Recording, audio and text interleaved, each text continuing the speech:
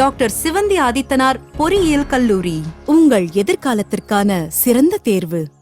வலிப்பு வந்தது போல் சாலையில் விழுந்து நடித்து மூதாட்டி ஒருவர் பொதுமக்களிடம் பணம் பறிக்க முயன்ற சம்பவம் அதிர்ச்சியை ஏற்படுத்தியுள்ளது.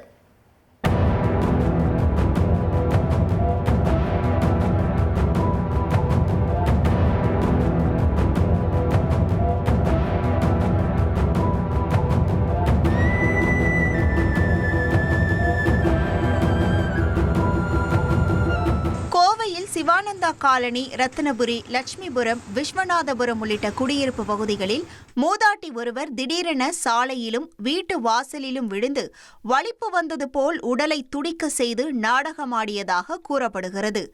ஆனால் இதை உண்மை என நினைத்த அப்பகுதி மக்கள் பதறி அடித்து ஓடி வந்து மூதாட்டிக்கு முதலுதவி அளித்துள்ளனர்.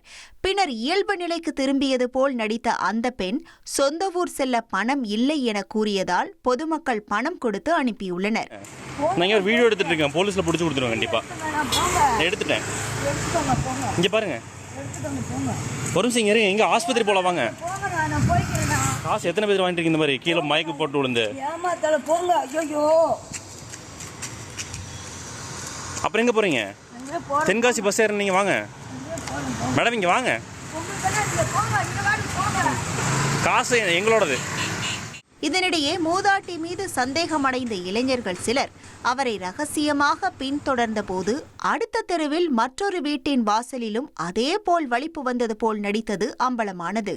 டாக்டர் சிவந்தி ஆதித்தனார் பொறியியல் கல்லூரி, உங்கள் எதிர்காலத்திற்கான சிறந்த தேர்வு.